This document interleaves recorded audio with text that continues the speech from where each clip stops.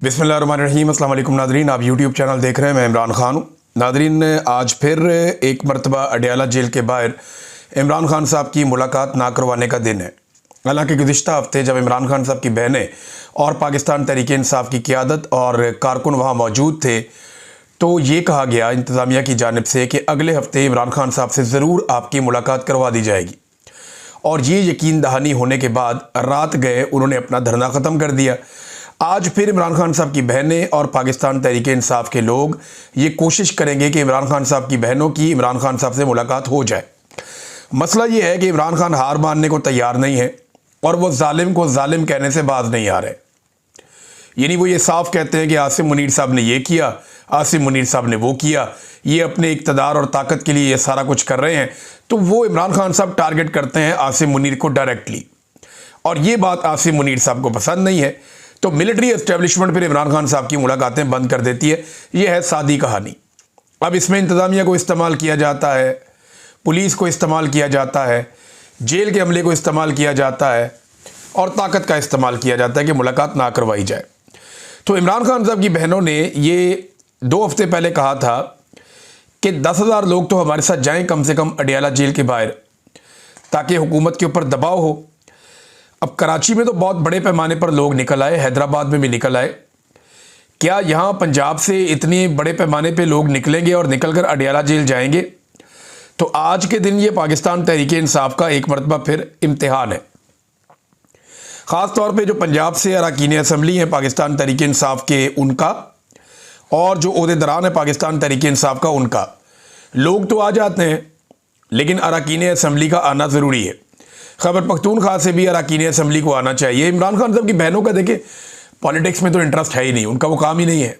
जब इमरान खान वज़ीर आज़म था, जब इमरान खान के पास इतना बड़ा ओहदा था, तब उन्होंने कोई पॉलिटिक्स नहीं की, कोई मुदाखलत नहीं की, कोई फ़ायदे शायदे उन्होंने नहीं उठाए। ये सारा पाकिस्तान जानता है, वरना आज वो भी जेलों में होते।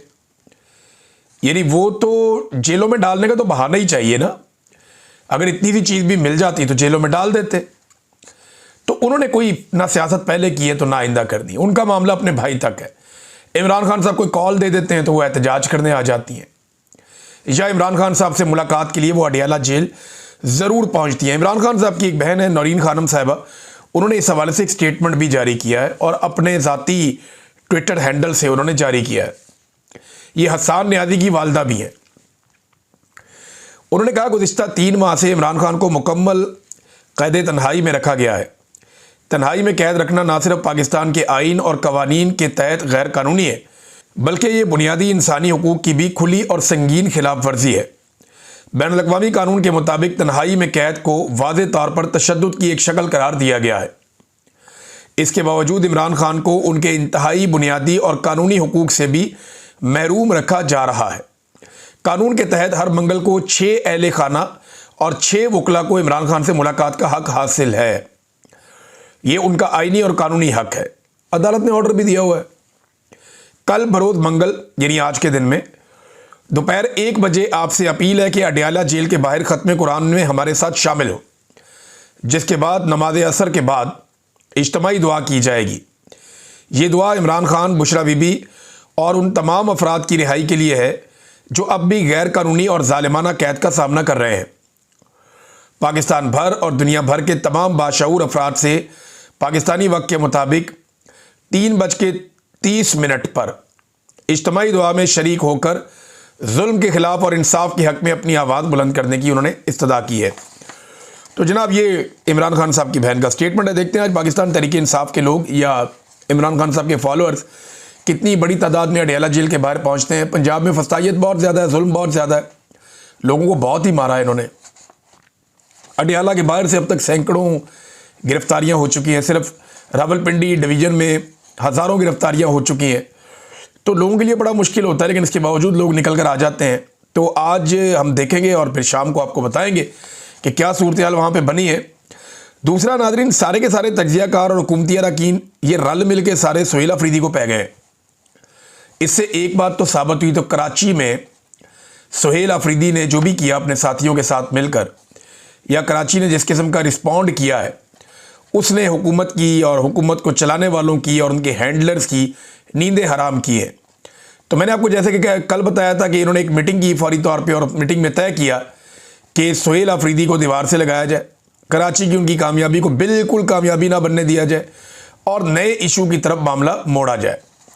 तो सुहेल अफरीदी के चंद स्टेटमेंट्स को लेकर उसको सियाको सबाक से हटाकर उसके असल मानी कहीं और रह गए और इन्होंने तज्जियाकारों के ज़रिए से, मीडिया के ज़रिए से, और ये काम मिलिट्री एस्टेब्लिशमेंट ने करवाया और चंद दानिश्वरों के ज़रिए से इन्होंने इसको एक अलग शक्ल दे दी। वज़रा आ गए, उन्होंने आके उसके ऊपर प्रेस कॉन्फ्रेंसें शुरू कर दी और रोला डाल दिया, जनाब ये तो पाकिस्तान के दुश्मन है, ये तो दहशतगर्द हैं, ये वो है। देखिए, ये पाकिस्तान तहरीके इंसाफ को टीटीपी के साथ जोड़ते हैं कि पीटीआई और टीटीपी ये कहते हैं जनाब कि ये कोई एक ही चीज़ है। इमरान खान साहब के दौर में अगर ये एक ही चीज़ होती तो क्या इमरान खान साहब के दौर में तहरीके तालिबान पाकिस्तान कलअदम रहती या ना रहती? इमरान खान के दौर में तहरीके तालिबान पाकिस्तान कलअदम ही थी, उसके ऊपर पाबंदी जारी रही। इमरान खान ने कभी भी इनके साथ कोई मामला नहीं किया कि इनको लेकर आओ वापस, और इमरान खान ये नहीं कहता कि दहशतगर्दों से मुज़ाकरात करने हैं। इमरान खान ये कहता है जो लोग दहशतगर्दी से मुतासिर हैं उनके साथ मुज़ाकरात करने हैं, जो लोग दहशतगर्दी से तंग हैं उनके साथ मुज़ाकरात करने हैं। दहशतगर्दों से कौन मुज़ाकरात करता है? जिसने हथियार उठाया हुआ है, जो पागलपन का शिकार है, जो बम धमाके करता फिर रहा है, जो इंसानों को कत्ल कर रहा है, उससे कौन बेवकूफ़ मुज़ाकरात करेगा? भाई, मुज़ाकरात तो होते हैं उनके साथ जो दहशतगर्दी से मुतासिर हो रहे हैं, जो स्टेक होल्डर्स हैं, उनके साथ मुज़ाकरात होते हैं और ये मुज़ाकरात होने चाहिए। इसमें तमाम मकातब फ़िक्र के लोगों को और तमाम स्टेक होल्डर्स को एक साथ बिठाना चाहिए, जैसा कि सुहेल अफरीदी ने बिठाया था। एक जरगा किया था जिससे बड़ी खबरें निकल कर आई थी और वो इन्होंने जो जरगे की तफसीलात हैं वो हुकूमत के साथ शेयर भी की, लेकिन अभी तक किसी के कान पे जूं तक नहीं रेंगी। सुहेल अफरीदी अगर 2 दिन पंजाब में आ जाता है या 3 दिन कराची में चला जाता है तो पाकिस्तान के मीडिया पे रोला पड़ जाता है कि जनाब खैबर पख्तूनख्वा में छोड़ के, भाई वहाँ काबीना काम कर रही है, वहाँ सिस्टम काम कर रहा है। एक वज़ीर आला ज़्यादा टाइम अपने सूबे में गुजारता है, वहाँ काम करता है। एक दिन का कुछ हिस्सा कभी कभी वो आकर अडियाला जेल के बाहर खड़ा हो जाता है कि मेरी मुलाकात का दिन है, मेरी मुलाकात करवाओ।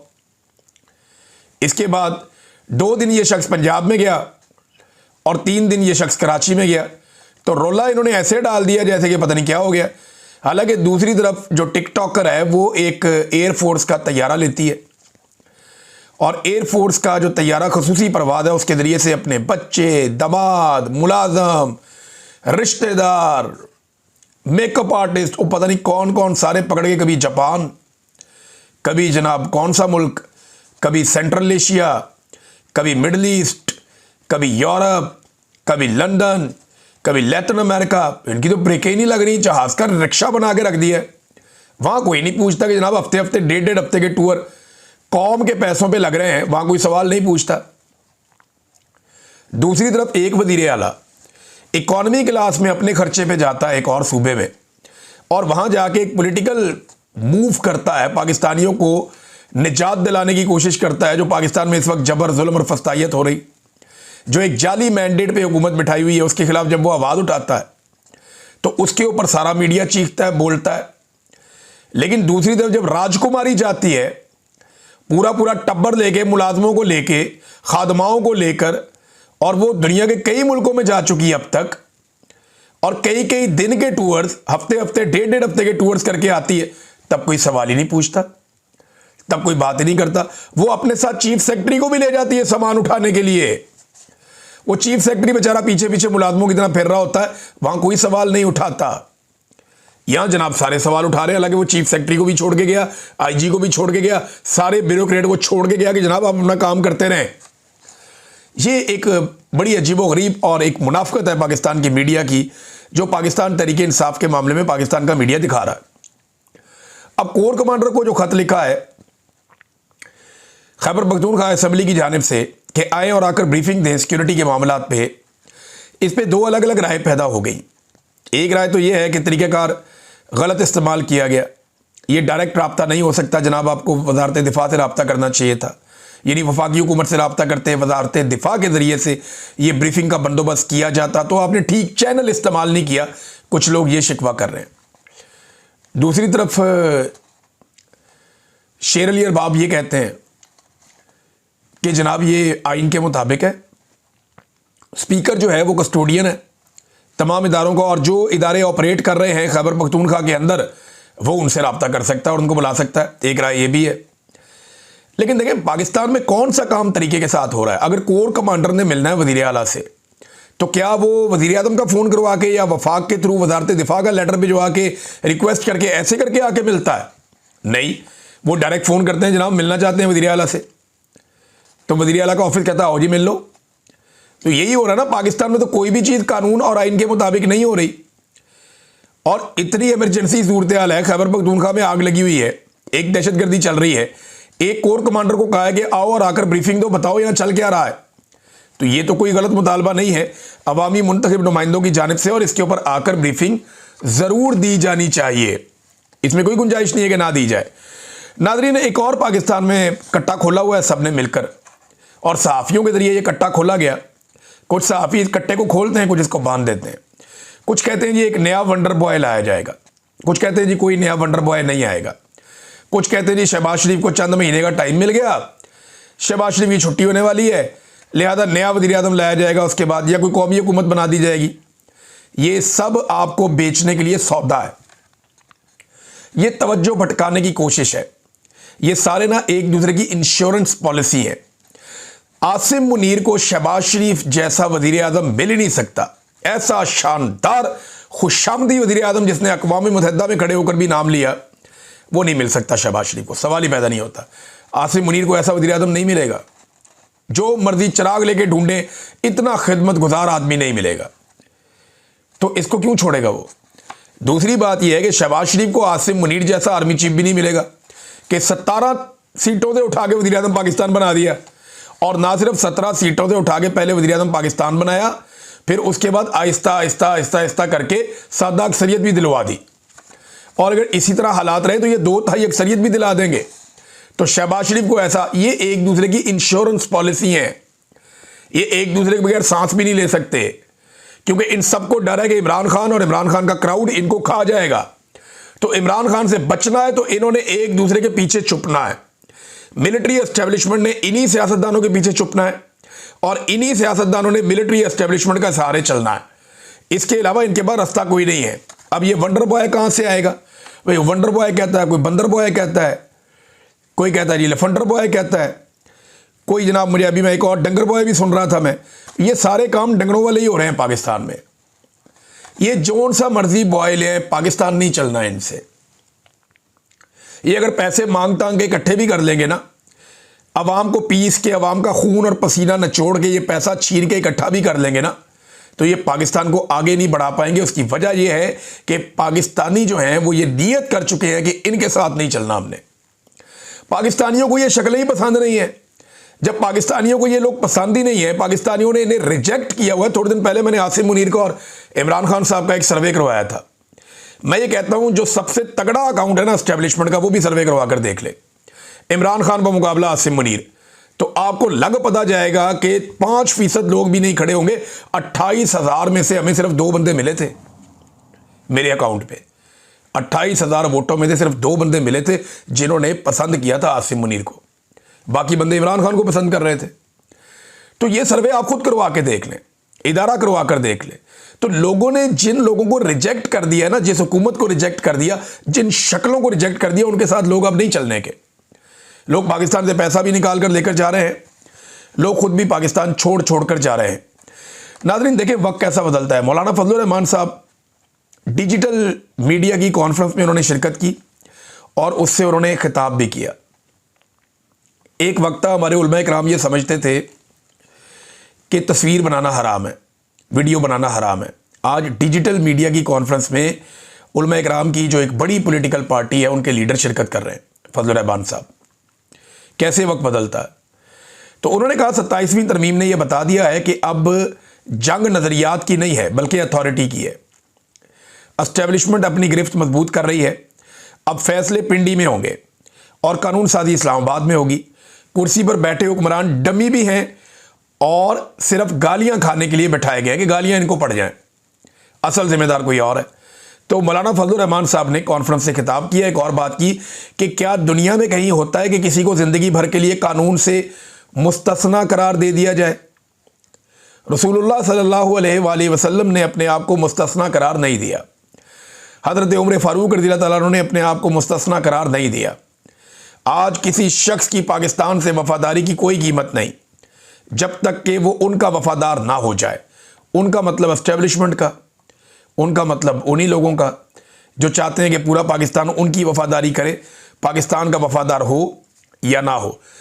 पीपल्स पार्टी ने एक रोला डाल दिया नाज़रीन, अजीबोगरीब किस्म का। वो ये कहते हैं जी बड़ा स्याह दिन है, बड़ा प्रॉब्लम हो गया, आसिफ अली जरदारी के दस्तखत के बगैर कोई ऑर्डिनेंस। देखें, ऑर्डिनेंस का एक तरीका होता है, ऑर्डिनेंस जब भी आता है ना तो वो सदर के दस्तखत के बाद वो मंजूर हो जाता है। तो इन्होंने, हुकूमत ने एक जारी कर दिया, सदर के दस्तखत के बगैर ही उन्होंने ऑर्डिनेंस मंजूर कर दिया कि जनाब ये आ गया और नाफजुल अमल हो गया। तो पीपल्स पार्टी ऐसे हसास बन गई जैसे कि वो सचमुच इक़्तिदार में है। और भाई जिनकी हुकूमत है, जिनके पास ताकत है, वो जाने उनका ऑर्डिनेंस जा रहे हैं। आप ना 3 में ना 13 में, क्या पिद्दी और क्या पिद्दी का शोरबा। जाली फार्म 47 पे आप सबको MNA बनाया हुआ है। जाली फार्म 47 के ऊपर आपकी हुकूमतें खड़ी हुई हैं। मैंडेट आपके पास है नहीं है। ये तो मिलिट्री एस्टेब्लिशमेंट के आपको पाउंड होकर पीने चाहिए, उनके जूते चाट के साफ करने चाहिए, जिन्होंने आपको बदतरीन शिकस्त के बावजूद इक़्तिदार में लाके बैठा दिया है। और अब आप नखरे कर रहे हैं कि जनाब हमारे दस्तखत नहीं होंगे तो ऑर्डिनेंस नहीं होगा। अपनी औकात के अंदर आपको रहना चाहिए। अभी जरदारी साहब को एक झटका देंगे ना वो, तो जरदारी साहब कहेंगे जी बिल्कुल ठीक हो गया, कोई मसला नहीं है। लेकिन बहरहाल छोटा मोटा पीपल्स पार्टी ने किया है, हुकूमत ने भी हल्का फुल्का किया। ये तवज्जो भटकाने की कोशिशें होती है कि जनाब हम तो आपस में लड़ रहे हैं, जनाब वज़ीर आज़म खतरे में है, ताकि कोई तहरीकी खड़ी ना हो। यानी जब भी हुकूमत लोगों को खतरे में लग रही होती है ना, तो लोग कहते हैं ठीक है आप ही खुद ही गिरने लगी है। ये लोगों को ये लगता है, और ये जानबूझ के इस तरह की हरकतें करते हैं ताकि अवाम को इधर उधर आरे लगाया जाए। नाज़रीन, साद रिजवी की पार्टी ने पहली मरतबा रिजवी बरादरान की जबरी गुमशुदगी के ऊपर दावा कर दिया है। देखिए, मैं पहले दिन से आपको एक बात कह रहा था और मेरे पास ये खबर थी उस दिन। वहाँ जो मकामी लोग हैं, मैं अभी भी उनको डिस्क्लोज नहीं कर सकता, वो लोग बहुत ख़तरे में हैं। मुझे पहले दिन ये इन्फॉर्मेशन मिल गई थी कि रिजवी बरादरान को एजेंसियाँ उठाकर ले गई हैं, और मैं पहले दिन से आपको ये खबर दे रहा हूँ कि वो इदारों की जबरी तौर पर हिरासत में है, उन्हें गुमशुदा किया गया है। बल्कि कुछ सोर्सेज ने मुझे ये भी बताया कि उन्हें कहाँ रखा गया है। अब वो मुझे कंफर्म नहीं है। देखिए, वो जो सोर्स है उसने ये बात की है, लेकिन मुझे कंफर्म नहीं। लेकिन ये मुझे कंफर्म है कि पहले दिन इनको एजेंसियां उठाकर ले गई थी, और 13 अक्टूबर का ये वाकया है। तो 12 जनवरी को जाके, यानी 3 महीने के बाद, तहरीक लब्बैक का जो शोबा इतलात है उसने पहली मरतबा ये बात कंफर्म की कि जो रिजवी बरादरान है वो जबरी तौर पर गैर आइनी और गैर कानूनी एजेंसियों की हिरासत में है। तो आप अंदाज़ा करें, ये पाकिस्तान में रूल ऑफ लॉ है, ये पाकिस्तान में आइन और कानून की हुक्मरानी है कि 2 भाई हैं, दोनों को उठा लिया, मौलवियों को, और उठा के, चाहे वो बहुत बड़े मुजरिम हों, चाहे वो बहुत ही गलत लोग हों, मेरे उनसे 100 इख्तलाफात हो सकते हैं, और मेरी तो उन्होंने जान भी खतरे में डाली 1-2 दफ़ा। मेरे साथ तो बहुत बदतमीजी की है इन्होंने, तहरीक लब्बैक वालों ने, हमसे तो दू बदू आमने सामने आके लड़े हैं। लेकिन इसके बावजूद मैं कहता हूं कि ये क्या बकवास है कि आप उठाएं और उठा के किसी को जबरी तौर पे लापता कर दें। भाई छोड़ो उनको, उन्हें उनके घर आने दें। अगर आपने पकड़ना है तो कानून के मुताबिक पकड़ें, उनके ऊपर मुकदमा दर्ज करें। ये बड़ी सख्त ज्यादती उनके साथ की जा रही है। नाज़रीन, एक और दावा पाकिस्तान में सामने आ रहा है, और बड़ा इंटरेस्टिंग दावा है कि पाकिस्तान जो है वो तैयारे, जेट तैयारे बना रहा है, जो दुनिया को बेच के पाकिस्तान बहुत ज्यादा पैसा कमाने लगा है, और इससे पाकिस्तान बहुत अमीर हो जाएगा। अलीम खान ने एक अजीबोगरीब किस्म का जलसा किया। अजीबोगरीब इसलिए कह रहा हूं कि बंदा उनकी बात ही नहीं सुन रहा था। सारे बंदे रोटी का वेट कर रहे थे, लोग आपस में बातें कर रहे हैं, वो सामने लीडर बातें लोगों से कर रहा है। ये नवाज शरीफ के साथ भी होता है। जब बयानिया नहीं होता ना लीडर के पास, तो वो बेचारे पैसे वैसे दे के बंदे इकट्ठे करके खाना पूरी करते रहते हैं। तो अलीम खान ने भी ये बात की, कुछ और लोगों ने भी ये बात की ना, हमारे तैयारे बहुत बिकने वाले हैं, उन तैयारों से हमें बहुत ज़्यादा डॉलर्स मिलने वाले हैं। तो कहानी है क्या, मैं आपको बताता हूँ। एक तो अगर कोई ये समझता है कि ये अरब ममालिक हमसे तैयारे लेंगे और ख़ुद इस्तेमाल करेंगे, तो मुझे नहीं लगता, क्योंकि वो अमेरिकन तैयारे लेते हैं और वो इस्तेमाल करते हैं। अमेरिकन कभी नहीं चाहेंगे कि चाइना के हथियार ये ममालिक ख़रीदें, नंबर 1। नंबर 2, एक और चीज़ आप अपने जहन में रखिएगा कि हमने अरब ममालिक के पैसे देने हैं, तो हो सकता है किसी और को तैयारे बेच के वो अपने पैसे पूरे कर लें और बीच में एक डीलर के तौर पे आ जाए। होता है, ये भी होता है। ये जो लोग इकॉनमी को समझते हैं उनको ये पता है कि कैसे होता है। तो नाज़रीन, इस वक्त मैं आपको बताता हूं, पाकिस्तान एरोनॉटिकल कम्प्लेक्स कामरा में है और इस पे शफकत कुरैशी साहब ने एक बड़ी ज़बरदस्त रिपोर्ट लिखी हुई है। कुछ हकायक मैं आपके सामने रखता हूं कि क्या पाकिस्तान JF-17 थंडर तैयारे बेच के इतना ज़्यादा पैसा कमा सकता है कि पाकिस्तान की मईशत खड़ी हो जाए। मईशत कभी भी एक हथियार बेचने पे खड़ी हो नहीं सकती या खाली हथियार बेचने पे खड़ी हो नहीं सकती। मईशत खड़ी होती है अलग अलग चीज़ों के साथ। आप हर चीज़ में डाउन जा रहे हैं, सिर्फ दिफा में आप अगर ऊपर जा रहे हैं तो आपकी मईशत खड़ी नहीं हो सकती। मैं बताता हूं कैसे। कामरा के अंदर पाकिस्तान JF-17 थंडर बनाता है। हमारी जो सलाहियत है वो 1.5 से 2 दर्जन तैयारे हम पूरे साल के अंदर बनाते हैं। पाकिस्तान के पास इस वक्त जो तैयारे हैं अपने पास वो 150 हैं अपने इस्तेमाल के लिए। हमें अपनी ज़रूरत के लिए मज़ीद कोई 50 तैयारे चाहिए जो हमने बनाने हैं। यानी 2 साल मज़ीद अगर हम तैयारे बनाते रहें तो हम बमुश्किल अपनी ज़रूरत पूरी करेंगे। ये मैं आपको बता रहा हूँ। अच्छा, हम जो तैयारे बनाते हैं ना, इनका ज़्यादातर जो स्पेयर पार्ट वो रशिया से और चाइना से आता है। यानी जो तैयारे हम बना रहे हैं इनका जो स्पेयर पार्ट है वो चाइना से आता है और रशिया से आता है। इसके जो एवियोनिक्स हैं वो भी वहीं से आते हैं, इनके जो इंजन्स हैं वो भी वहीं से आते हैं और बहुत सारे पुर्जे जो हैं वो भी वहीं से आते हैं। अब सवाल ये पैदा होता है कि क्या जो ममालिक पाकिस्तान से तैयारे खरीदना चाहते हैं वो चंद साल इंतज़ार करेंगे कि सालों के बाद उनको डिलीवरी हो? नंबर 1। नंबर 2, क्या इतने ऑर्डर्स पूरे करने के लिए रूस और चीन इतनी बड़ी तादाद में इंजन और एवियोनिक्स बर वक्त डिलीवर करने की सलाहियत रखते हैं?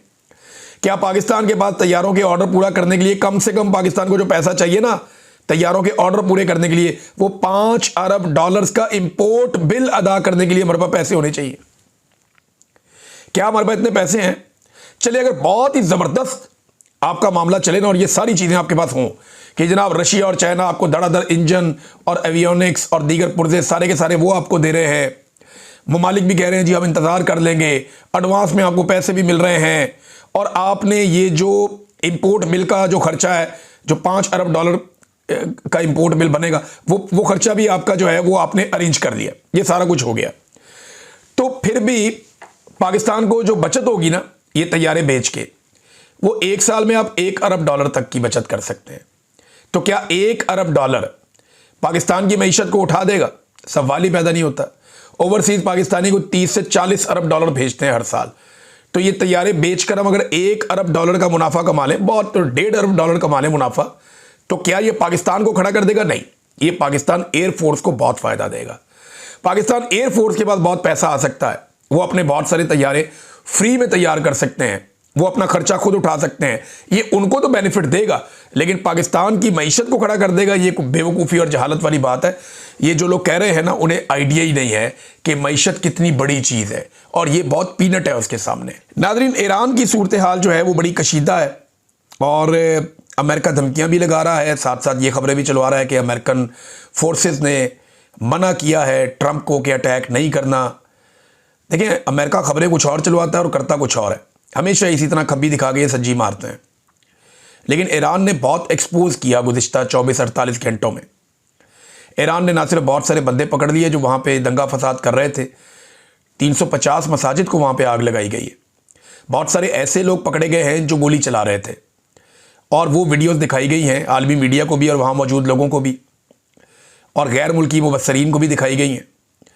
और ईरान ये क्लेम कर रहा है कि ये जानबूझकर ईरान में हालात ख़राब किए जा रहे थे।